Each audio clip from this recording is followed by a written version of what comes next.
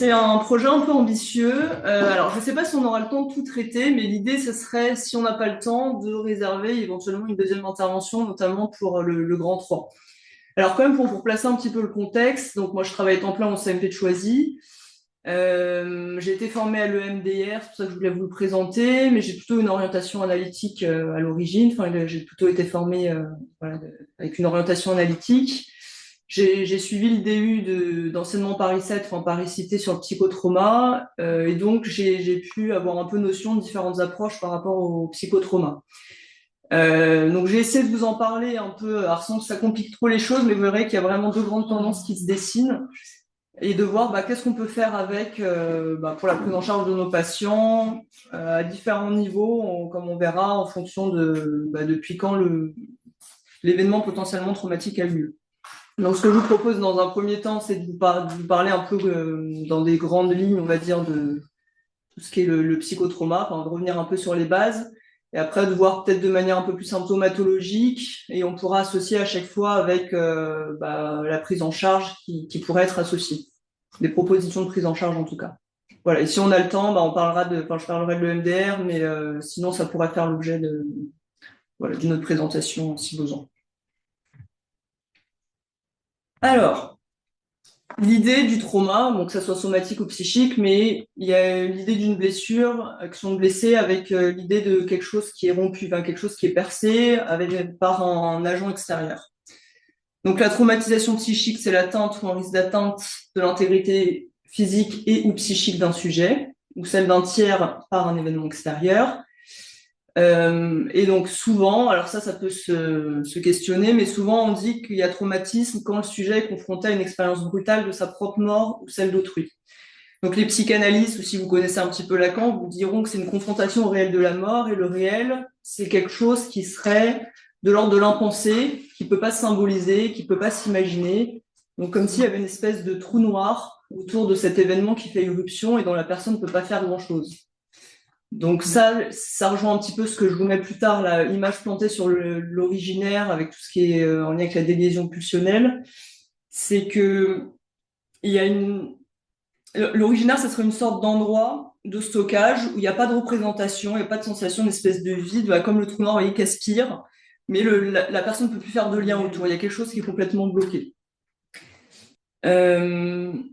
Donc là, en parlant du réel, qui peut pas se symboliser ni s'imaginer, là où fait éruption le trauma, il dit qu'en fait, c'est comme si on avait des sortes de voiles autour de nous en permanence, notamment ce qu'il appelle le voile de l'imaginaire, et qui va être déchiré par le traumatisme, et qu'en fait, c'est comme si avec ce voile, on avait des sortes d'illusions qui nous permettaient de vivre au quotidien, et notamment une illusion d'immortalité. C'est comme si, tant qu'on n'a pas été confronté de manière totalement directe à la mort, évidemment, on peut essayer de s'en faire un peu une représentation, on peut, ressentir un peu d'angoisse en y pensant, il y a quelque chose d'un peu effrayant comme ça, mais il y a quelque chose qui nous échappe quand même, parce que, évidemment, personne n'est revenu de la mort pour nous dire comment ça se passait, donc il y a quelque chose qui échappe. Et donc là, finalement, avec le trauma, c'est comme si ce voile, il se déchirait, et il y a une sorte de perte d'insouciance, en fait. Il y a vraiment on réalise à quel point on n'est pas grand-chose, finalement. Il peut nous arriver quelque chose, on est très vulnérable, quoi. Donc, voilà, ça, je vous le dis un petit peu comme ça de manière générale. Une autre manière de considérer aussi les choses, donc là, c'est peut-être plus Freud qui en parle. Il dit que le moi est submergé par une excitation en excès, donc quelque chose qui déborde. Donc qui déborde les défenses, qui déborde le par-excitation, ce qu'il appelle le par-excitation. Alors peut-être que ça vous parlera plus en tant que médecin. Donc Freud, qui était médecin, considère le psychisme comme une cellule. Et donc finalement, la cellule, elle est entourée par une paroi qui serait au niveau psychologique, psychique, le par-excitation. Donc c'est-à-dire que cette paroi, elle filtre tout ce qui vient de l'extérieur. Elle filtre tout ce qu'on peut vivre, elle va en faire quelque chose, et après, à l'intérieur, elle va l'intégrer, elle va créer des sortes de réseaux de souvenirs. Vous voyez, un peu comme la Madeleine de Proust, où il y a des liens qui se font, et par exemple, la Madeleine, on mange la Madeleine, et hop, il y a une connexion qui se fait avec du sensoriel, avec une pensée, avec un souvenir, une image. Et donc, ce psychisme, petit à petit, il va éroder nos souvenirs comme des ruines antiques. Et toutes ces chaînes de liens qui vont se faire, ils vont être recouverts par d'autres chaînes, quoi. Il va y avoir quelques chaînes qui vont s'oublier, qui vont se perdre un petit peu dans tout ça. Mais ce qui se passe avec le trauma, c'est qu'en fait, le trauma, il va faire effraction, il va faire un trou dans cette paroi de par excitation. Donc, c'est ce qu'on appelle le moment d'effroi. Et ça va s'enquister. En fait, ça va pas pouvoir s'intégrer dans ces chaînes signifiantes, enfin, on peut les appeler comme ça, mais dans ces souvenirs, dans une représentation. Et comme un corps étranger, bah, ça va rester tel quel au milieu de notre psychisme, de notre cellule. Et donc, bah, l'idée, avec la prise en charge, finalement, ça va être d'essayer de transformer ce corps étranger en quelque chose qui pourrait être intégré par la personne, pour que ça puisse devenir un souvenir ou une représentation comme une autre, pour qu'elle puisse être partageable, pour qu'elle puisse être fantasmée, que la personne puisse faire des liens, qu'elle puisse s'associer, qu'elle puisse voilà, reconnecter avec d'autres choses. Voilà, c'est comme si on allait retisser autour, en fait. Autour de ce trou noir, là, on va essayer de refaire des liens, on va essayer d'en faire autre chose, quoi. Alors ça, c'est parce que je connais le mieux, que j'avais entendu parler au niveau des dernières recherches de neuro, apparemment, ils disaient que bah, l'image, en imagerie, elle pouvait être représentée, enfin, en fait, le trauma, il pouvait être représenté comme un foyer électrique, ils s'étaient rendu compte. Alors, je sais pas si à quel endroit exactement du cerveau, mais il y avait une espèce de densité à ce moment-là qui était visible en imagerie, et finalement, qui se rapprochait pas mal de ce qui avait été développé en théorie, notamment par les psychanalystes, mais pas seulement. Voilà. Donc voilà, ça c'est des conceptions assez générales et on va essayer de considérer les choses maintenant peut-être de manière un peu plus chronologique. Alors au niveau du vocabulaire, déjà on va différencier le trauma qui est un événement passé et le traumatisme qui est la réaction d'une personne là à l'instant T quand elle la reçoit à l'événement. Et donc le traumatisme, en fait, va varier, en tout cas les effets du traumatisme vont varier en fonction de la distance avec laquelle le sujet se situe de l'événement, enfin, la distance en termes de durée. Donc par exemple, une personne n'aura pas du tout la même symptomatologie dans les heures qui suivent un événement potentiellement traumatique que 3 mois après, par exemple. Donc, ce qui va nous intéresser, voilà, c'est des périodes clés et qui, du coup, vont aussi définir une prise en charge à chaque fois qui sera en lien, qui sera adaptée à cette temporalité-là. Donc, généralement, juste après la survenue de l'événement, donc dans les heures qui viennent, éventuellement les jours qui viennent, on parle d'état de stress dépassé quand on a une symptomatologie, voilà, d'un patient qui se présente devant nous. On peut pas encore parler de trauma. Généralement, on peut pas parler de trauma même avant un mois après l'événement. Parce qu'en fait, les choses peuvent encore complètement évoluer, on le sait pas encore. On sait jamais en fait à l'avance comment les choses vont évoluer. Donc à l'instant T, tout ce qu'on peut se dire, c'est que potentiellement, c'est un état de stress dépassé, voire un trouble de stress aigu s'il y a quelque chose qui s'installe dans le mois qui suit. On va revenir sur la symptomatologie et la prise en charge après. Mais en tout cas, au niveau de tout ce qui est trouble de stress post-traumatique, on ne pourra pas poser le diagnostic avant un mois. Et généralement, bah, à partir de 3 mois, là, ça veut dire que vraiment c'est installé et que le trouble de stress post-traumatique devient chronique. On ne pourra pas forcément empêcher au niveau de la prise en charge le développement d'un psychotrauma, mais par contre, on pourra essayer vraiment de limiter les dégâts un peu quelque part.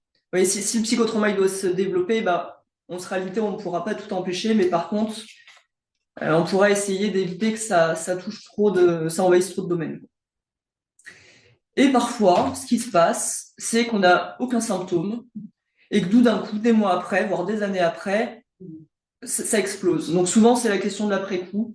C'est qu'il y a quelque chose dans le quotidien qui fait écho avec l'événement et là, il y a tout qui revient en bloc. Et là, on peut observer même des symptômes définis qui sont propres au trauma, mais parfois des années après. On avait une formatrice à l'UDU qui nous disait que le plus long temps de latence qu'elle avait vu chez un patient, c'était 47 ans. Donc, bon, on vous laisse imaginer, voilà, ça peut être assez surprenant donc de penser que finalement, voilà, on peut garder en tête voilà, ce décalage. Bon, après, il y a tous les phénomènes de dissociation, etc., qui fait que parfois, bah, la personne oublie aussi, enfin, met sous un couvercle, et pour X raison, à un moment donné, ça ressort. Mais de garder en tête qu'en tout cas, il faudra rester attentif. À partir du moment où il y a un événement traumatique, voilà, il faudra quand même voir un petit peu comment la personne s'en sort et que on n'est pas tout à fait à l'abri de quelque chose qui pourrait se manifester bien longtemps après, quoi.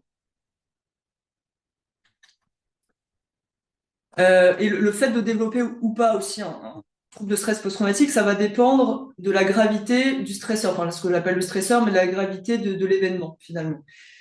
Quand il s'agit de stresseurs, ce qu'on appelle douloureux, voilà, des tensions, des pressions, des choses du quotidien qui peuvent toucher la personne, elle peut en parler encore des années après, mais où il n'y a pas forcément de confrontation comme ça à un événement d'une brutalité terrible, bah là, voilà, ça peut générer certains troubles, ça peut générer une dépression, des troubles d'adaptation ou autres, ça peut générer des états de stress aussi, mais pas forcément du trauma. Le trauma, il faut quand même qu'il y ait une certaine intensité de l'événement, voilà, ce qu'on appelle stresseur catastrophique éventuellement, et voilà, une effraction qui est quand même assez caractérisée, quoi. Et quand ça se répète, quand ça se cumule, alors la plupart du temps, c'est quand il y a eu des choses pendant l'enfance et qu'on en retrouve après, à l'adolescence, à l'âge adulte, etc. Là, on va avoir des tableaux qui sont beaucoup plus complexes, on va y revenir, mais voilà, on parle plus de juste de trauma simple, quoi. Du coup, ce qui va relever de la traumatisation va dépendre d'un certain nombre de domaines, de facteurs, qui vont toucher voilà, trois grands domaines. Donc ça va dépendre à la fois de l'événement en tant que tel, donc c'est ce que je vous disais juste avant, la nature de l'événement. Donc c'est sûr que quelqu'un qui va vivre un accident de la route, par exemple, quelqu'un qui va vivre un viol va pas forcément avoir la même gravité peut-être des troubles que quelqu'un qui va vivre des massacres d'une brutalité terrible ou des attentats qui sont répétés. Enfin bon, voilà, on imagine. Et puis ça n'aura pas forcément le même impact non plus sur la personne. Donc c'est là où on en vient à la personnalité. Enfin, j'aurais pu mettre le sujet à la place aussi. C'est que tout le monde ne va pas réagir de la même manière à un seul événement aussi. On l'a vu avec le Bataclan, on l'a vu voilà, avec d'autres événements comme ça. Certains, alors peut-être que c'est plus rare, mais certains ne vont pas forcément développer de troubles. Parce que peut-être qu'il y a des ressources très importantes, peut-être que à ce moment-là, ils se sont sentis protégés pour X raisons, et ce qui fait que le par excitation, il a tenu. Euh, ou au contraire, peut-être que la personne, elle aura été dans un moment de vulnérabilité à ce moment-là, parce que dans sa vie, c'est très compliqué, parce que c'est un moment où elle se sent très seule, parce que elle se sent pas entourée, parce que, enfin bon, voilà, pour X raisons. Donc avec, voilà, du coup, on en arrive au troisième domaine, qui est le contexte. Ça va être très important aussi d'identifier ce qui s'est passé juste avant et juste après, parce que ça va vraiment influencer la manière dont la personne vit l'événement aussi. Donc là, j'en arrive, tout ce qui est facteur aggravant ou au contraire facteur de protection en fonction du domaine. Donc un événement, voilà, donc forcément ça sera aggravant, on peut l'imaginer facilement s'il s'agit d'une situation de guerre, d'une agression qui touche le corps, l'intégrité du corps, de tout ce qui est violence encore plus sur les enfants. À chaque fois qu'il y aura une violence intentionnelle ou quelque part, on parlait des illusions tout à l'heure, mais c'est comme s'il y avait aussi une sorte d'illusion de fraternité quelque part à l'intérieur de nous, et à partir du moment où on est confronté à la violence de l'autre, c'est aussi très effractant pardon, dans le lien qu'on peut aussi avoir et dans le besoin de fraternité, le besoin d'empathie, le besoin d'une relation voilà, qui soit sécurisante, quoi. Donc quand c'est perpétué par une personne avec une mission de protection, donc là on pense par exemple aux policiers, on pense au SAMU, on pense aux parents, exactement. On peut penser même éventuellement aux médecins, on peut penser voilà tous ceux qui sont de l'ordre d'une protection, voilà, les psychiatres, voilà. Donc s'il y a une violence, forcément de quelqu'un qui est censé protéger, c'est encore plus dur parce que là c'est une sorte de trahison en plus, voilà, qui se rajoute. Et puis et à chaque fois que ça se répète, forcément ça va en rajouter une couche, quoi, ça va en rajouter à l'effraction. Événement en protection, c'est compliqué d'en trouver, mais en tout cas, pour ce qui est de l'ordre de la personnalité, si la personne voilà, est dans un moment de sa vie stable, avec une bonne santé physique, psychique, avec une vie voilà, où elle a un travail qui est contenant, elle a des activités à côté, il y a quelque chose qui peut la soutenir aussi d'un quotidien voilà, qui puisse être contenant pour elle, ça va être plus protectant que quelqu'un voilà, qui est très isolé, très seul, qui est malade, qui est... Alors l'âge aussi, c'est souvent assez aggravant parce que forcément un enfant n'aura pas les mêmes ressources du coup de gestion qu'un adulte, et pareil, une personne âgée se sentira beaucoup plus vulnérable aussi et pourra vivre les choses de manière beaucoup plus douloureuse. Forcément, on peut imaginer voilà, quelqu'un qui est en dépression, ça va pas arranger les choses non plus, ou qui a d'autres troubles associés. Et puis un autre facteur aggravant, c'est là où je vous parlais d'après-coup tout à l'heure, c'est forcément s'il y a déjà eu un événement qui fait lien avec la personne et qui rappelle voilà, quelque chose qui s'est déjà passé, bah, ça va l'enfoncer encore plus, que ça va être beaucoup plus difficile pour elle de passer le cap. Donc le contexte, ce qui peut être très aggravant, c'est tout ce qui est solitude au moment de l'événement, atteinte du sentiment de sécurité. Et ce qui peut être protecteur, et donc c'est là où ça nous intéresse en termes de prise en charge, c'est tout ce qui est l'intervention rapide derrière. Remettre du lien humain, je vais vous décliner un petit peu tout ça. Mais donc tout ce qui est soutien, reconnaissance, accueil, voilà, quel que soit le milieu, que ce soit médical, familial, social, judiciaire, ça va être très important que la personne se sente épaulée sur tous ces aspects-là, et c'est ce qui pourra vraiment l'aider aussi à passer le cap, quoi, et à avancer. Alors, je vous ai fait une petite aparté sur le traumatisme, les traumatismes transgénérationnels. Alors, c'est un sujet passionnant, on pourrait en parler longuement. Donc là, je vous fais vraiment une petite parenthèse rapide. Mais juste pour vous dire que c'est pas forcément à négliger non plus. Alors, ça sera pas du tout la même symptomatologie qu'on va observer. Ça sera pas comment dire, des symptômes de troubles de post-traumatique avérés. Enfin, mais on peut retrouver des choses chez la personne où on n'arrive pas à la corréler à une histoire, à ce qu'elle se souvient de sa vie. Alors parfois, évidemment, il peut y avoir de la dissociation, elle peut avoir complètement enfoui aussi certains souvenirs. Mais en fait, on part du principe qu'il y a quelque chose qui se transmet. On ne sait pas toujours exactement comment. Ça passe au niveau émotionnel. Ce qu'on peut se dire, éventuellement, c'est une hypothèse, mais que ça passe par le lien. Bah, on sait que les enfants, ce sont des éponges. Les enfants, ils vont absorber complètement ce qui se passe autour d'eux, notamment ce qui vient de leurs parents. Et donc, ils ont une empathie telle qu'ils vont sentir de manière instinctive. C'est pas forcément mentalisé parce qu'ils n'ont pas encore les capacités intellectuelles, mentales, de la maturité nécessaire pour vraiment le traduire en mots. Mais en tout cas, ils vont ressentir à l'intérieur d'eux, il y a quelque chose qui va se transmettre, des blessures que peuvent porter leurs parents, voire leurs grands-parents. Ceux qui bossent sur le transgénérationnel, ils disent que ce qui est traumatique peut se transmettre jusqu'à 3, 4, voire 5 générations. Alors évidemment, ça a des effets un peu différés. Après, il y a quand même quelque chose qui s'atténue et qui se transforme plus on s'éloigne de la génération qui a été impactée. Mais il y a quand même quelque chose qui s'enquiste et il y a des symptômes qu'on peut retrouver après en thérapie ou chez ces personnes-là. Donc ça peut être des somatisations, des émotions débordantes, des flashbacks de choses qui ne font pas écho à leur histoire, par exemple. Et à chaque fois, c'est des symptômes, on n'arrive pas à faire sens avec ce qu'ils ont vécu. Ça sera un peu notre fil conducteur. Donc, des secrets de famille où on sent qu'il y a des sujets qu'on peut pas trop aborder. Ça m'arrive souvent de faire ce qu'on appelle des génogrammes avec mes patients pour voir un petit peu comment ça se situe dans un contexte familial sur 2, 3 générations. Et parfois, on sent que certaines parties de la famille, on peut pas trop l'approcher, il faut surtout pas poser de questions. On sent qu'il y a quelque chose qui est un peu brûlant. C'est difficile à traduire, mais on sent qu'il y a quelque chose de lourd, mais on n'y a pas vraiment accès, quoi. Faut pas trop le toucher, faut pas trop l'approcher. À chaque fois qu'il y a de l'ordre des répétitions, alors que là, qu'on arrive à un peu mettre des mots dessus, mais on voit que sur plusieurs générations, il y a des choses qui se répètent, notamment dans les liens d'attachement. Ou alors des enfants qui sont ressentis par leurs parents comme dangereux. Donc ça, c'est plutôt de l'ordre de la projection. C'est que le parent va projeter quelque chose de son histoire, de son vécu sur l'enfant, ou de quelque chose qui appartient aux générations d'avant, alors que l'enfant, lui, il a rien demandé. Voilà, il atterrit dans cette famille. Et donc tout enfant fait l'objet de projections, mais parfois il y a des projections quand même particulièrement douloureuses en lien avec les histoires familiales. On peut aussi l'observer quand certains enfants sont traités très différemment de l'autre. Donc là, on est toujours dans l'ordre de la projection, mais le parent va associer, par exemple, l'aîné à tel frère qui s'est suicidé, ou tel oncle qui était malade, ou tel, voilà, il va faire des liens. Il y a quelque chose que l'enfant va après porter de cette histoire de la personne à qui il est associé. Quelque chose qui est assez classique aussi, c'est le prénom. C'est quand l'enfant porte le prénom de quelqu'un, du grand-père, de l'arrière-grand-père. Alors ça se faisait beaucoup à une époque.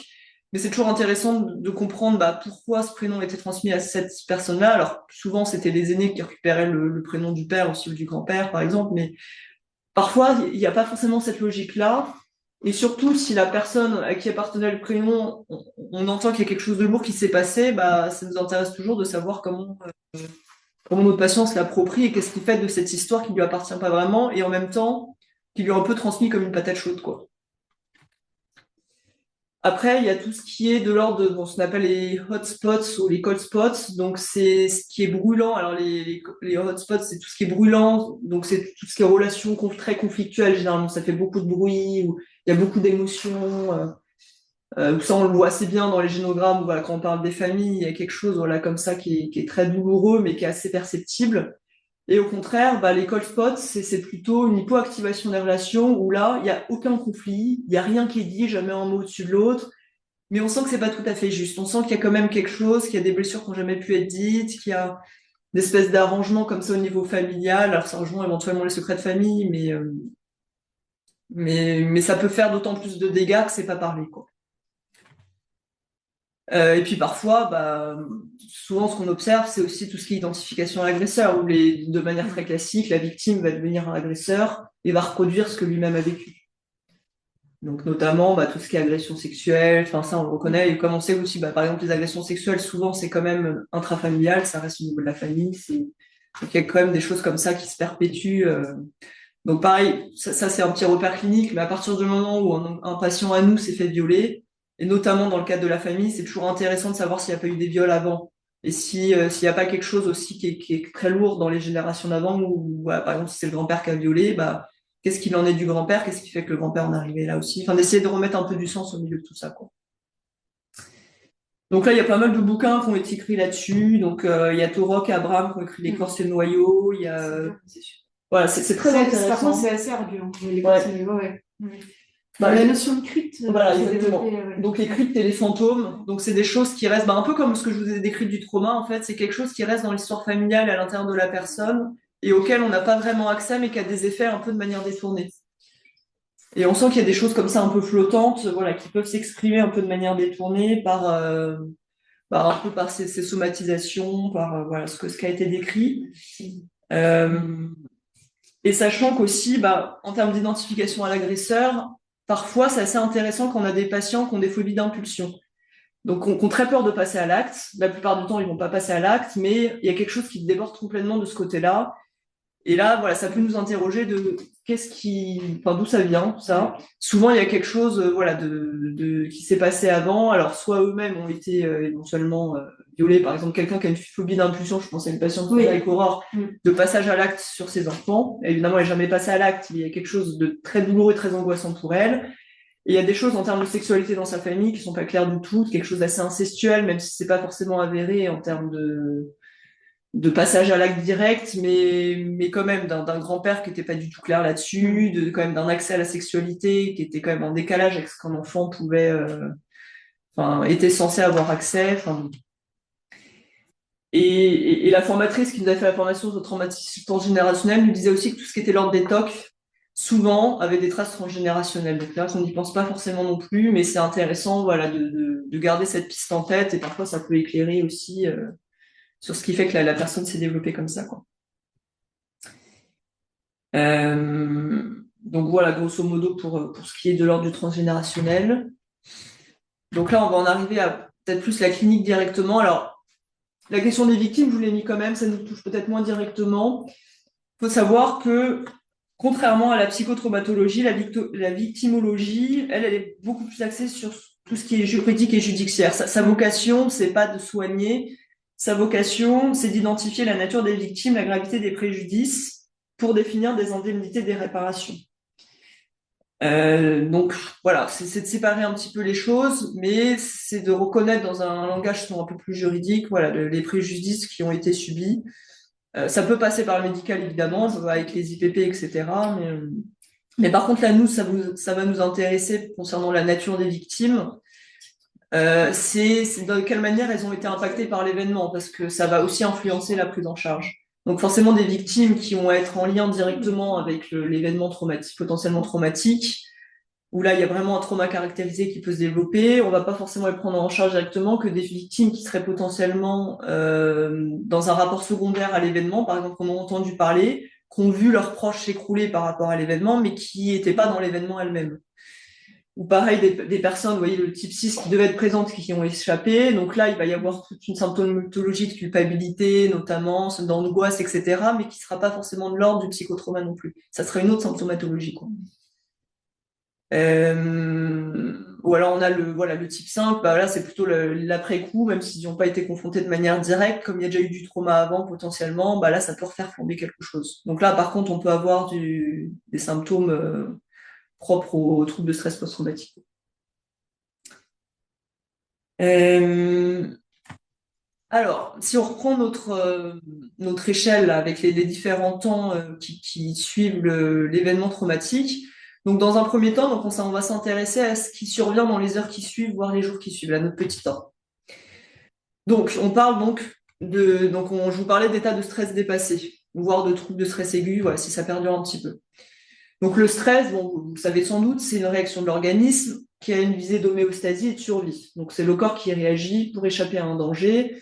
Donc c'est une réaction adaptative qui est physiologique. C'est une sorte de signal d'alarme qui permet à la personne de survivre.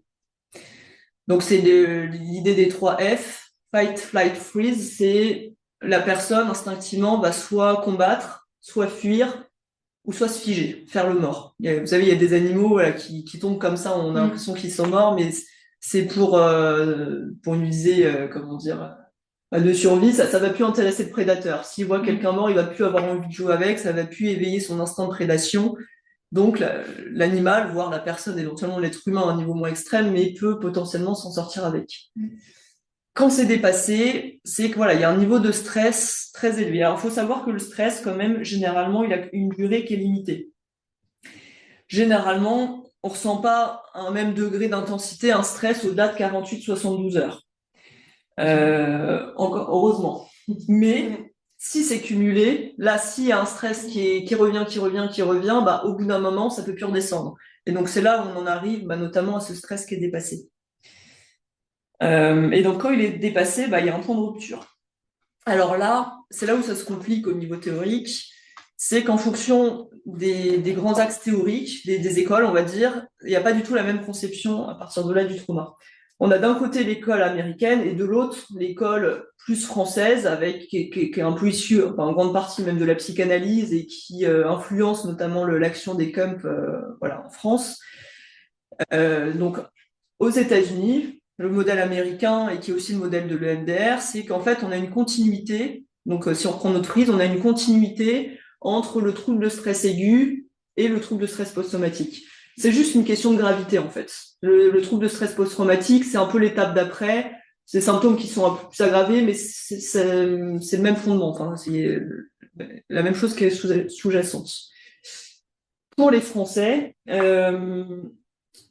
on va vraiment différencier les deux entités, l'entité stress et l'entité trauma, enfin névrose traumatique, ils appellent plus ça comme ça, ou en tout cas trouble de stress post-traumatique, mais version voilà plutôt psychodynamique. Où le trauma, là, pour le coup, il faut vraiment qu'il y ait une confrontation, un événement d'une gravité extrême. Les stress du quotidien ne vont pas créer du psychotrauma. Vous voyez, même si c'est une accumulation de stress, on n'aura pas la même symptomatologie. Donc on verra qu'il y a des petites subtilités après dans la prise en charge, mais bon, après c'est une question aussi de point de vue, c'est une question de clinique aussi, de qu'est-ce qui convient le mieux à une personne à un instant donné. Il n'y a pas forcément de parti pris à prendre. Mais en tout cas, voilà, le stress dépassé, il y a quelque chose qui déborde au niveau de la mémoire, de la concentration, les pensées qui sont bloquées, la personne n'est plus vraiment accessible dans le lien. C'est ce qui va un peu nous donner le repère. Donc il peut y avoir des réactions de sidération, d'agitation, pilotage automatique. Et en tout cas, nous, ce qui va nous intéresser, c'est ce qu'on appelle la fenêtre de tolérance. La fenêtre de tolérance, c'est ce qu'on voit entre les deux barres, là. Le but, ça va être de maintenir la personne entre ces deux barres. Donc, entre ces deux barres, il peut y avoir des variabilités. La personne, voilà, peut être un peu plus agitée, se calmer un peu plus, vous voyez, mais ça reste tolérable, ça reste accessible. On a encore accès à la personne, elle est encore dans le lien. Là où c'est plus embêtant, c'est quand soit ça s'hyperactive, donc là, la personne est complètement débordée, il y a trop de paroles, tachycardie, voire beaucoup d'angoisse, une crise d'angoisse éventuellement, des émotions qui sont chaotiques, une agitation au niveau du corps. Et c'est pas un état maniaque. Et c'est pas un état maniaque, c'est vraiment un état temporaire. Ouais. Et c'est là où on en revient à notre stress, qui est la fenêtre de stress qui est ponctuelle, c'est 48-72 heures. Donc, d'où l'importance de pas forcément poser un diagnostic d'état maniaque si on sait que ça arrive juste depuis qu'il y a eu un événement caractérisé qui est identifié et que ça survient dans les 2-3 jours qui suivent l'événement. Ça peut vraiment s'expliquer de cette manière-là sans que ça soit du tout un état maniaque. Donc le cadre de tolérance, c'est que la personne est un peu dans leur relation, voilà, le stress il est adapté mais pas trop débordant, donc elle peut être un peu tendue, un peu angoissée, mais ça reste gérable pour elle. Et l'activation basse, là ça se complique parce qu'on a moins l'habitude et c'est moins accessible, mais c'est une personne qui est complètement hypotonique, qui est un peu écroulé, qui parle pas trop, qui est pas dans le lien, qui paraît assez détaché de ses affects, mais un contact un peu étrange, très ralenti. Et pour l'anecdote, ça m'est arrivé 2 fois d'avoir des patientes. On bossait sur le trauma, qu'on fait des malaises vagos dans mon bureau. C'est pas très drôle comme expérience, mais on voit bien que finalement, rien que d'en parler, de réaviver quelque chose, bah voilà, c'est comme si l'esprit ou le corps se mettait en off, il se coupait de tout ça, et là, la personne n'est plus trop accessible, et pendant 5 minutes, voilà, on touche la main, on essaye d'avoir accès à elle, mais voilà, après, elles reviennent à elle, mais voilà, pendant quelques minutes, elles sont plus trop accessibles, quoi. Donc, ça peut avoir ces effets-là. Donc, d'où aussi, moi, ce que je dirais sans doute après, mais une grande attention et une grande précaution à prendre par rapport au trauma. Et notamment par rapport à l'EMDR, bon ça je m'avance peut-être un petit peu aussi par rapport à tout à l'heure, mais l'EMDR c'est un peu dit comme une baguette magique. Maintenant on a même des sophrologues qui ont 3 jours de formation de EMDR et qui le pratiquent. Et en tout cas moi de ce que je vois de la clinique, je trouve ça très très inquiétant parce que c'est tellement, comment dire, le trauma c'est tellement sensible que même en étant clinicien, même moi en tant que psychologue, c'est pour ça que j'avais fait le DU en plus, on n'est jamais trop à l'abri d'une décompensation et c'est très très délicat à manier. Donc il faut vraiment avoir une notion quand même très précise de ce qu'on est en train de faire avec la personne pour pas aggraver les choses non plus, quoi. Voilà, bon, c'est un peu des repères généraux, mais en tout cas le but, voilà, c'est de garder la personne dans cette fenêtre de tolérance. Alors, bah, si on garde en tête, voilà, cet état de stress dépassé, donc là, on est dans les heures qui suivent l'événement, voire éventuellement les jours si on n'a pas pu le prendre en charge très vite. Ça, généralement, c'est le but des CUMP. Moi, j'imagine que vous connaissez tous les CUMP. Elles sont sollicitées par le SAMU voilà, sur un événement. Donc, généralement, ça se passe pas trop loin de l'événement. Et là, il y a un certain nombre de grands principes à avoir en tête. Alors, ça peut aussi être, même nous, par exemple, on assiste en tant que citoyen dans la rue, il y a eu un accident de voiture. La personne, elle est un peu sous choc en attendant les pompiers. Bah, comment réagir aussi à ce moment-là, en tant que citoyen, voire en tant que soignant, avec quelqu'un qui vient de vivre quelque chose, quoi. Sachant qu'elle est éventuellement hyperactivée ou hypoactivée, comme ce qu'on disait juste avant. Donc, il y a des repères assez basiques. C'est déjà de prendre en compte le corps de manière très factuelle. Bon, est-ce qu'il y a des blessures éventuellement? Mais est-ce que la personne a faim? Est-ce que la personne a soif? Est-ce qu'elle a envie d'aller aux toilettes? Et déjà de prendre soin du corps, déjà rien que de rappeler ça et de focaliser là-dessus, bah déjà ça va peut-être aider un tout petit peu la personne à revenir à son corps, à l'ici maintenant des besoins de son corps, et sur quelque chose sur lequel on peut agir pour le coup. Il n'y a pas d'impuissance ou elle n'est pas dépassée, il y a des choses très simples qui peuvent se mettre en place là-dessus. Après, la grande idée générale, ça va être la contenance. La contenance, ça passe par un certain nombre de critères, de facteurs, de possibilités. Donc, c'est de mettre en sécurité la personne, avant tout. Donc, les CUMP, alors parfois, c'est pas trop facile, hein, si, le but, éventuellement, c'est qu'elle voit plus de manière visuelle l'événement. Ou, par exemple, s'il y a des blessés, bah, d'essayer d'éloigner un peu des blessés, qu'elle puisse retrouver un petit halo de sécurité. Alors, je me demande si les CUMP, ils mettent pas des tentes parfois aussi pour isoler un peu les personnes. Enfin, le but, c'est pas forcément de la couper complètement de l'endroit, parce que parfois c'est rassurant pour elle aussi de garder un lien encore avec l'endroit qui est potentiellement douloureux, mais c'est de refaire du lien un peu autour de ça. Donc là, c'est revenir aussi au corps, donc il y a éventuellement revenir à la respiration. Ça, c'est quelque chose d'assez basique si c'est possible, pour calmer aussi tous les effets du système nerveux qui s'emballe, quoi. Ça peut être de mobiliser tout ce qui est sensoriel. Donc ça, il y a des petits exercices un peu très simples par exemple, le 5-4-3-2-1, c'est un exercice où on va demander à la personne d'identifier 5 choses qu'elle entend autour d'elle. Donc là, si on est sur une scène, par exemple un attentat où il y a des blessés qui sont en train de hurler à côté, c'est peut-être pas la meilleure solution parce qu'on peut imaginer que ça va être plus douloureux qu'autre chose. Mais si l'environnement est relativement calme, bah, par exemple, je le fais souvent avec des patients dans mon bureau là au CMP, bah voilà, d'écouter, bah voilà, il y a peut-être une voiture qui passe, il y a peut-être la voix d'un collègue dans le couloir, il y a la voix du thérapeute qui est en train de parler, peut-être le bruit du tapotement des pieds. Et c'est revenir en fait à la sécurité de l'instant présent, de là tout de suite. Où là tout de suite la personne est en sécurité et elle peut se raccrocher à ça, ce qui est immédiatement perceptible. Donc pareil, bah, 5 choses qu'elle visualise autour d'elle, 5 choses qu'elle ressent dans son corps aussi. Donc peut-être sentir bah, le contact de la chaise en dessous d'elle, de sentir le contact du sol sous ses pieds, enfin voilà, des choses comme ça de l'environnement immédiat. Le lieu sûr, bah, on en parlera peut-être à la fin, c'était l'exercice que je voulais peut-être vous faire, mais c'est de solliciter une sécurité intérieure, quoi, avec des petits exercices qui s'apparentent un peu à l'hypnose, mais bon, ça peut être accessible aussi. Donc l'idée, c'est aussi d'aider à retrouver des repères spatio-temporels, parce que généralement, ils sont complètement perdus. Ils savent plus où ils sont, ils savent plus quel jour on est, ils savent plus où on est. Donc c'est d'essayer de les aider à remettre un peu des repères et à recomprendre un peu l'environnement dans lequel ils se trouvent là tout de suite. Alors l'idée, parce qu'ils ont été complètement impuissants avec cet événement qui leur est tombé dessus, ils n'ont souvent pas pu faire grand-chose. Donc l'idée, c'est leur de redonner un peu de contrôle, mais sans qu'ils soient complètement noyés dans des choix où là, bah, ils se retrouvent encore plus impuissants. Donc l'idée, c'est un peu de leur donner des directions avec deux, trois propositions. Bah, par exemple, est-ce que vous préférez vous relever ou rester assis? Est-ce que vous préférez, est-ce que vous voulez que je vous aide à appeler quelqu'un ou vous préférez vous le faire vous-même? Quelle personne serait la plus adéquate à appeler? Enfin, ce genre de choses, voilà, des choix comme ça, assez accessibles. Donc, il y a l'idée de refaire du lien, parce que le trauma, c'est un vécu d'isolement terrible, de solitude terrible, quelle que soit la personne, hein, même si elle a été bien entourée, même si elle a des liens d'attachement qui sont plutôt sécures, ça confond avec quelque chose de tellement violent et la personne a un vécu tellement violent que ça peut être que très solitaire. C'est quelque chose qui est pas forcément partageable en termes de vécu. Même si l'autre peut être là, bah, il y a que lui qui a vécu ce qu'il a vécu, quoi. Donc l'idée, ça va être de retisser du lien, mais de manière beaucoup plus proche que ce qu'on fait habituellement dans les liens avec nos patients. Et donc, bah, ça passe par la proximité du corps. Donc, par exemple, se rapprocher beaucoup plus que ce qu'on fait en thérapie habituelle ou dans un lien habituel. Si la personne le supporte, ça peut être de mettre, par exemple, une main sur une épaule, de tenir la main, voilà, de manifester une présence aussi physique, quoi.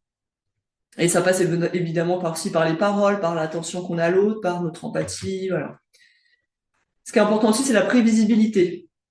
C'est d'anticiper et de dire à chaque fois qu'on va faire quelque chose. Bah, vous voyez, là, je vais peut-être vous laisser 2 minutes parce qu'il faut que je parle à mon collègue, mais je reviens vraiment dans 2 minutes et de s'y tenir. C'est de remettre des repères sur lesquels la personne puisse s'appuyer, quoi. Après, il y a tout ce qui est psychoéducation. Donc ça, c'est notamment par rapport à d'éventuelles choses qu'ils peuvent ressentir là maintenant. Donc il y a une phrase un peu bateau, un peu typique qui est là, vous avez une réaction normale à quelque chose d'anormal qui s'est passé. Donc là, c'est normal que vous ressentiez du stress, c'est normal que vous vous sentiez dépassé, ça peut passer. Vous voyez, ou éventuellement donner quelques pistes sur ce qui peut se passer dans la nuit qui suit, par exemple. Là, si on en est dans le cadre des CUM, par exemple, bah voilà, dire bah voilà, peut-être que cette nuit, ça va être un peu difficile de dormir, peut-être qu'il y aura un peu d'angoisse, enfin, voilà, ce genre de choses, et avec des directives, des pistes pour voilà, si ça se passe, qu'est-ce qu'il peut faire avec ça, quoi. Qu'il reste pas non plus seul avec ces idées-là. Et la protection, bah, ça rejoint la mise en sécurité, notamment veiller à ce qu'ils se mettent pas en danger derrière. Parce que voilà, ils n'ont pas les idées encore très cohérentes, ils sont perdus. Donc par exemple, quelqu'un qui a une moto, une voiture, on va faire en sorte qu'elle prenne pas le volant, par exemple. Donc quitte à garder les clés ou à mettre en place voilà, des choses comme ça, ou mettre en place enfin, essayer de faire venir quelqu'un d'entourage pour venir les chercher, mais de pas les lâcher non plus dans la nature, quoi, de proposer aussi quelque chose derrière, que ce soit bah, des numéros de téléphone, des lieux où ils peuvent se rendre, voilà, ce genre de choses, pour pas qu'il y ait voilà, que ça s'aggrave. Euh, Charlotte, ouais. tu sais, comme normalement il y a des questions, est-ce que tu Ouais. veux qu'on fasse ce que tu avais proposé, qu'on divise, que peut-être tu ailles au bout d'une première étape et qu'on en laisse pour le prochain? Bah, de toute façon, le dernier, on n'aura pas le temps, ça c'est sûr. Ouais. Mais là, le truc, c'est comme il reste encore un peu des diapos, même par rapport à ce que trauma. Non, mais continue du coup, mais c'était pour qu'on ait le temps Ouais. de te poser des questions aussi, peut-être. Bah, est-ce que déjà, jusque-là, il y a des questions? Est-ce que ça vous paraît clair? Est-ce que.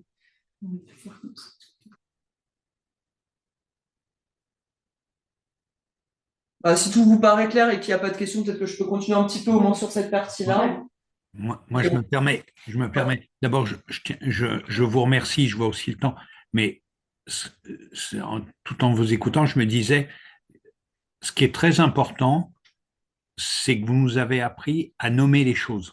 Et on va reprendre la phrase de Camus, hein, je ne vais pas enfin, pas la citer, vous l'avez en mémoire. Et effectivement, en tant que généraliste, je ne vais pas avoir la même temporalité que vous. Et je ne vais pas nommer les choses de la même façon. Alors, en tant que pharmacien, en tant qu'infirmier, en tant que voilà. Et ce qui me paraît très important, c'est qu'on va essayer de parler de ce qui se passe et d'avoir les mêmes mots entre parenthèses pour enfin, les mêmes éléments. Voilà, merci. Et je vous laisse la main. Mais c'est important. J'avais envie de vous dire après sur le temps que vous faites. Oui, qu'est-ce qu'on doit faire? Parce qu'on n'est pas du tout dans le même temps.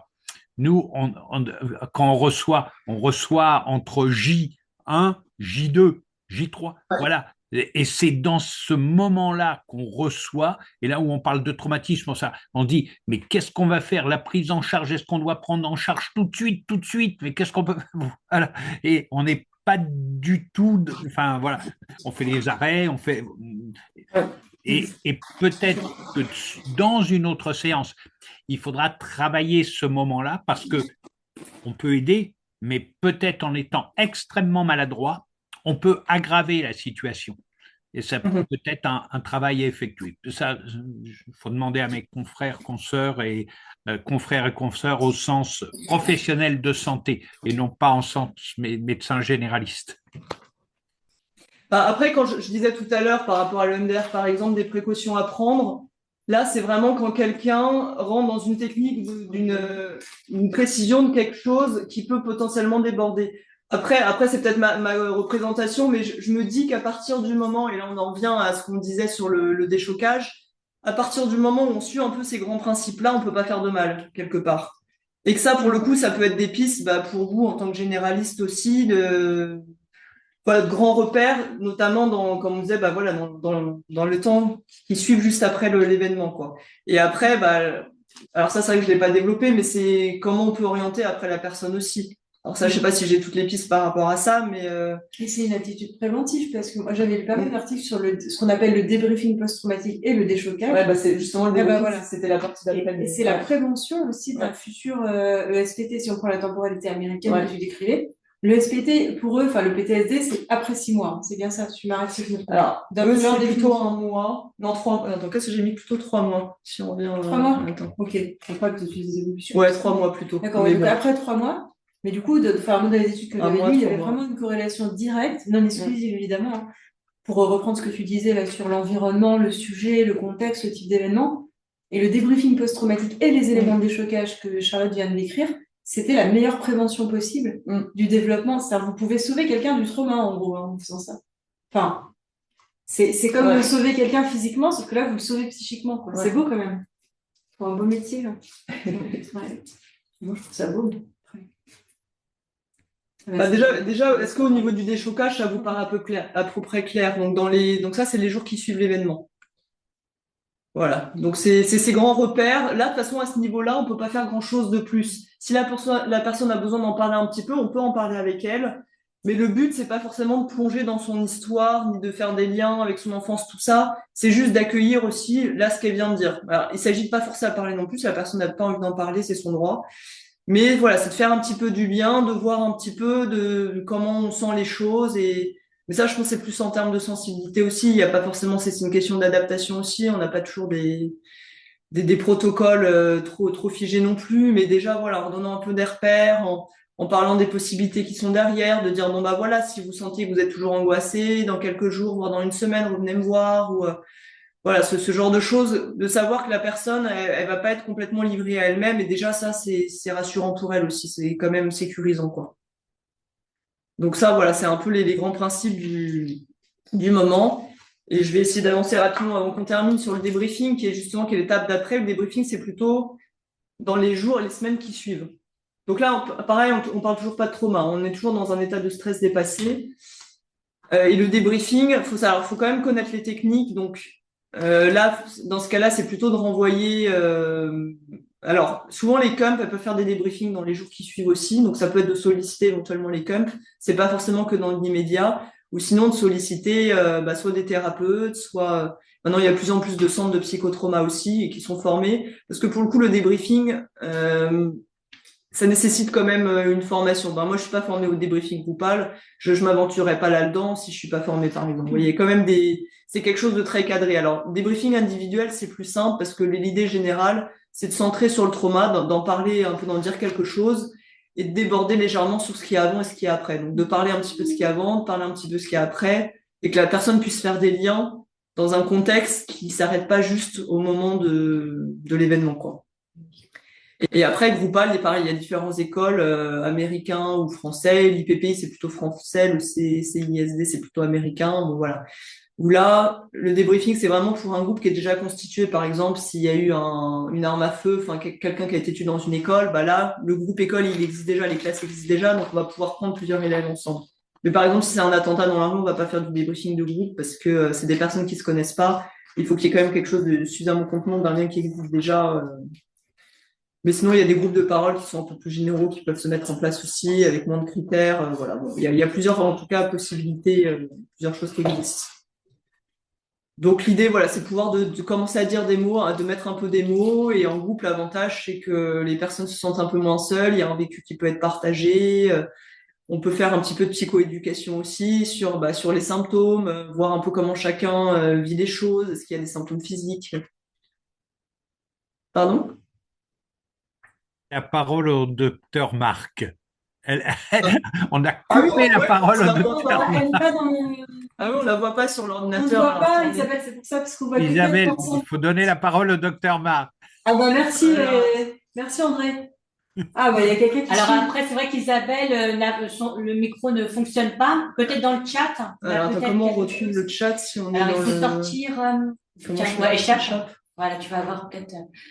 Excusez-nous, on voit pas ce qui est écrit sur le chat. Alors, attends, c'est où le... Ou alors, je remets ça en plein écran.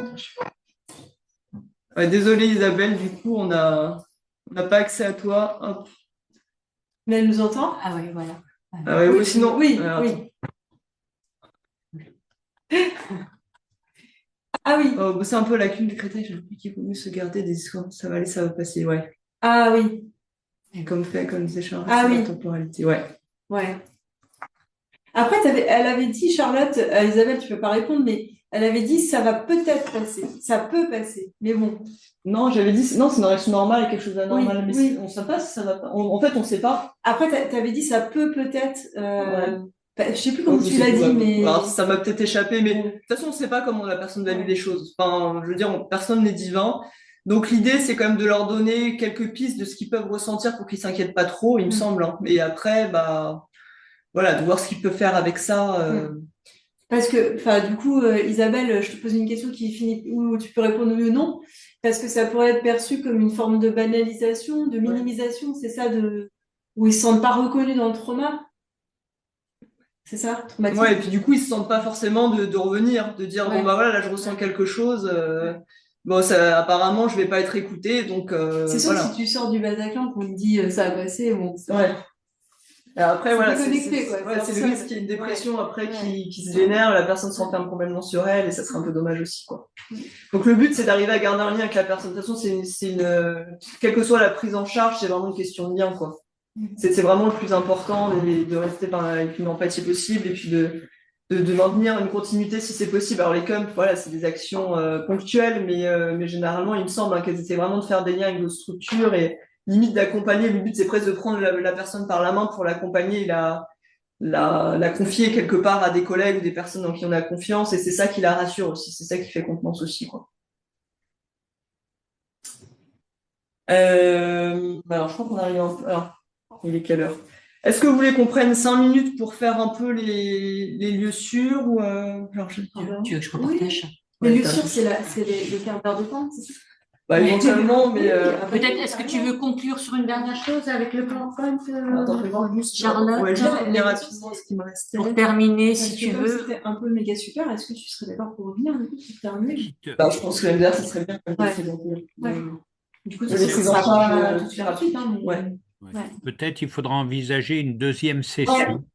Oui. Ouais, c'est ce qu'on se Et disait. Ouais. envisager une session sur tout ce qui est, enfin, je vais prêcher pour les professionnels de ville, des questions très simples. Bon, d'accord, c'est bien ça, mais où je l'envoie? Comment je fais? Comment je fais pour l'envoyer? Et combien de temps ça va me demander? Et combien de temps je vais pouvoir dire tout de suite au patient, oh, pas de panique, mais vous savez, 3 mois, 4 mois. Non, mais de toute façon, on ne peut pas parler de traumatisme avant tant de temps, donc il vaut mieux. Voilà. On a des excuses maintenant, on a des arguments. Et sur le secteur, grosso modo, définir les protocoles d'orientation. Voilà. Pour une prochaine fois, si vous êtes d'accord.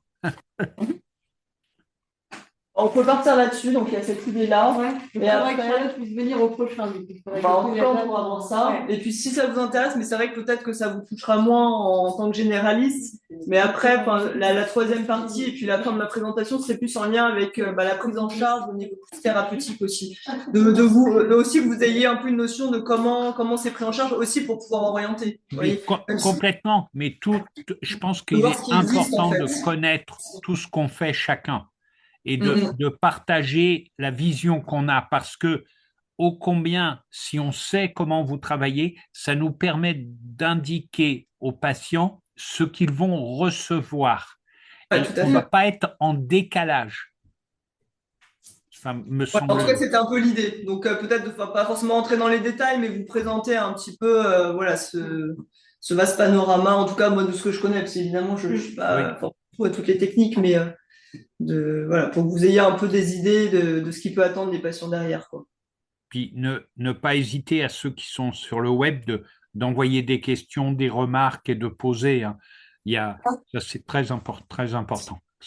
On a pas mal de monde en ligne, donc n'hésitez pas si vous avez des questions.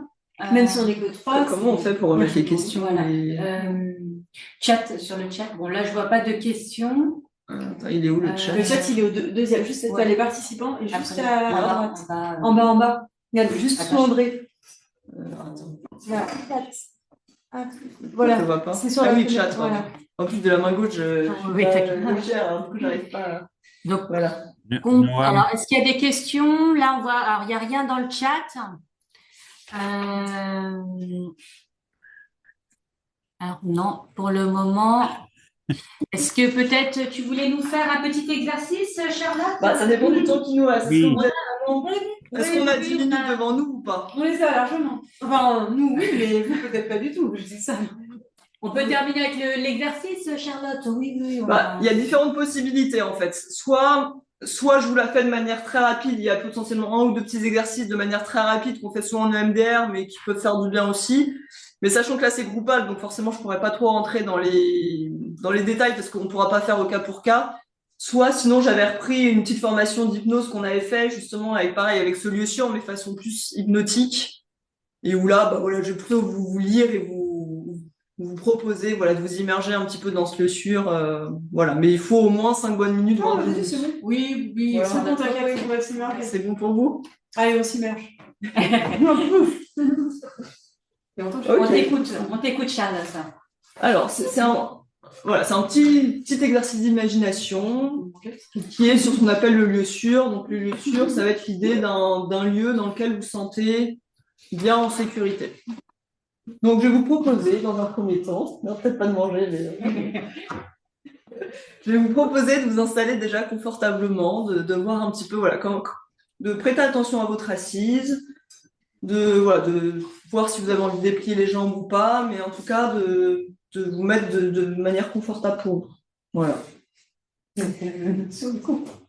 Donc, si vous voulez, vous pouvez enlever vos lunettes, vous pouvez enlever ce qui peut vous gêner un petit peu, vous pouvez décroiser les jambes pour être plus confortable. Et si à un moment ou un autre, vous voulez rectifier la position, la rendre plus confortable, vous pouvez le faire. À partir de là, je vais vous proposer de fixer un point. Ça peut être devant vous, au plafond, par terre, comme vous avez envie. Ou peut-être de fermer les yeux, si vous préférez. Donc, je vais vous proposer de fixer ce point. Vous pouvez déjà peut-être vous rendre compte qu'il prend tout le champ visuel, ce point. Peut-être qu'il reste fixe, devient de plus en plus gros ou de plus en plus petit. Peut-être qu'il est en train de bouger, de se déplacer vers le haut, vers le bas. Ou simplement qu'il reste immobile et devient un peu flou. Et peut-être sentez-vous déjà les paupières s'alourdir, entraînées par la pesanteur. Et si c'est le cas, autorisez-vous à les fermer. À moins que vous préfériez rester les yeux ouverts, ce qui n'a pas d'importance. Voilà, tout est très bien comme ça. tout en continuant à fixer ce point ou à rester les yeux fermés. Vous pouvez prêter l'oreille aux bruits autour de vous, les bruits qui viennent de l'extérieur, les bruits qui sont peut-être aussi à l'intérieur de vous, autour de vous, et ma voix qui va vous accompagner.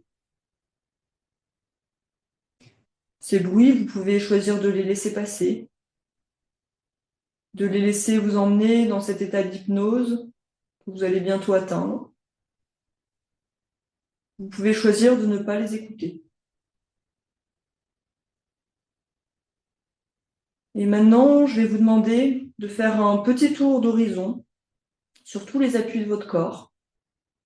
Donc en commençant par les pieds, posés sur le sol, vous croisez l'un sur l'autre. Puis les cuisses, qui sont posées sur la chaise et qui soutiennent le tronc.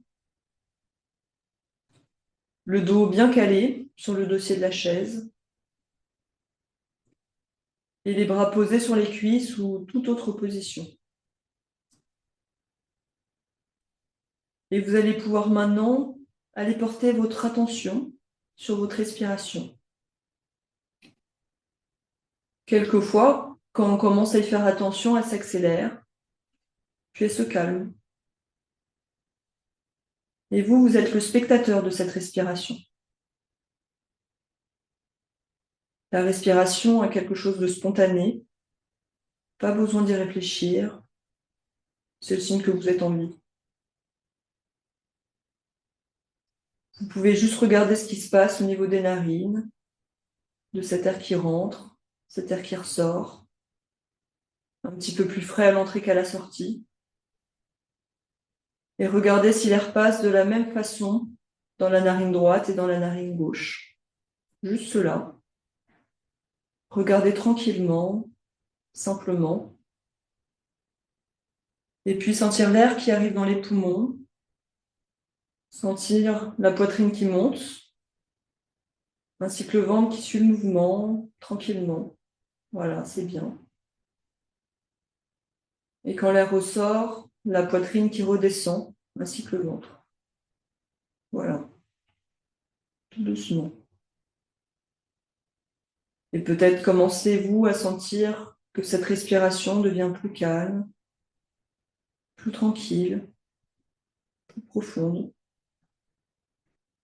Et que le corps devient en même temps de plus en plus détendu, relâché. Voilà, c'est très bien. Et je vais vous demander maintenant d'aller dans un endroit confortable. Un endroit où vous êtes en sécurité. Donc laissez les images venir à vous tranquillement. Ça peut être un bord de mer, ça peut être un endroit de montagne, tout simplement votre jardin, votre lit. Ça peut être dans la campagne. Ça peut être en train de faire une activité que vous aimez faire. Et quand vous aurez trouvé cet endroit, voilà, vous pourrez essayer de voir un petit peu comment c'est pour vous d'être dans cet endroit. Dans cet endroit, vous vous sentez si bien. Vous pouvez prendre le temps de regarder autour de vous, de voir ce qui vous entoure, des objets, des choses, des formes, des couleurs, peut-être la nature aussi. Juste d'apprécier tout cela. Toute cette harmonie qui vous fait vous sentir parfaitement détendu, en sécurité, complètement en sécurité. Et puis, probablement, y a-t-il dans cet endroit des sons, des bruits particuliers, spécifiques à l'endroit où vous êtes, des sons lointains ou rapprochés, des sons graves ou aigus, je ne sais pas. À moins que vous soyez dans le silence, c'est vous qui savez. Et cela vous apporte encore plus de sécurité et de confort. Et votre corps, dans ce lieu si important pour vous transmet quelques informations, sa position, Peut-être êtes-vous en train de marcher ou bien assis, couché, je ne sais pas. C'est très bien comme cela. Peut-être sentez-vous la fraîcheur de l'air sur vos joues ou au contraire la chaleur du soleil. Voilà, je ne sais pas. Mais vous êtes en pleine possession de vos moyens et vous ressentez ces choses de façon très intense. Et c'est pour cela que vous êtes parfaitement tranquille, détendu, en sécurité.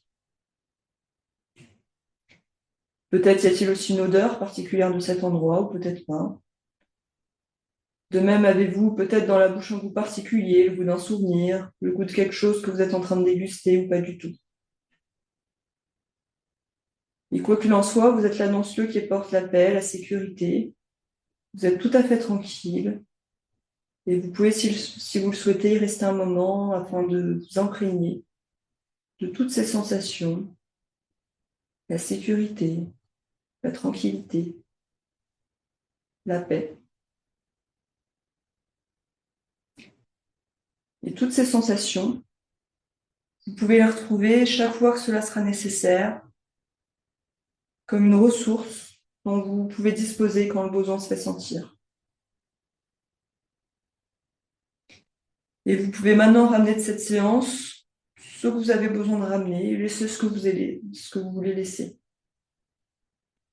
Et quand votre esprit inconscient vous le dira, vous pourrez, en faisant une grande inspiration, retrouver votre corps, bouger vos pieds, vos bras, vous étirer, reprendre conscience des bruits autour de vous et ouvrir les yeux. Voilà, et tout cela à votre rythme.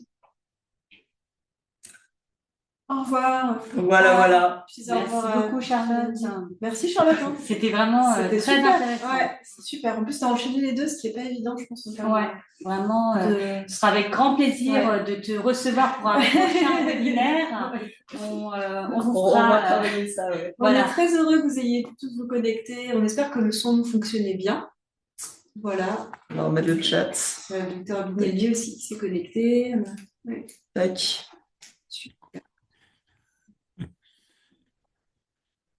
Voilà, donc on a des remerciements pour Charlotte. Merci. Un grand merci. Un grand merci à tous. Merci à vous, vraiment. Ouais. À bientôt. À très bientôt. À très bientôt. À très bientôt. Bonne journée à tous. Bonne journée. Bonne journée. Au revoir tout le monde. Au revoir.